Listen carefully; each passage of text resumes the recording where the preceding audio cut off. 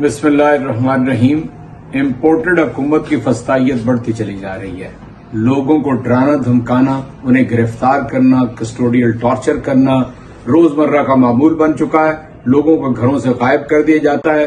कभी आजम सवाती, कभी शहबाज गिल, कभी फवाद चौधरी और कभी जर्नलिस्ट उनका शिकार हो रहे हैं। यहां तक कि हम नहीं भूल सकते अरशद शरीफ की शहादत को भी।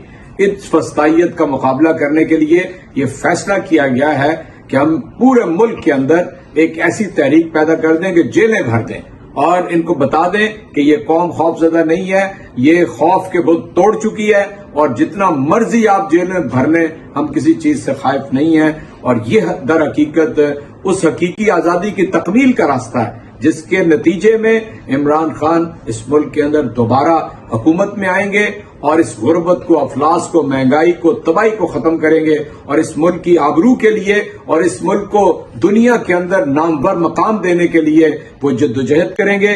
आज पूरे नौजवान तैयार हो जाए।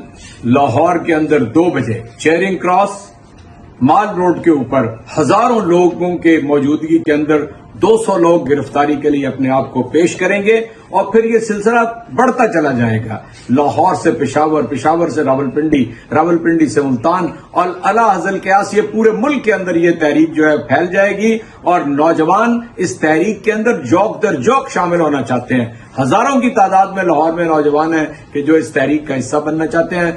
इस तहरीक को अपने मंतकी अंजाम तक पहुंचाएंगे और इंशाअल्लाह लाहौर ने हमेशा इमरान खान का खुल के साथ दिया है।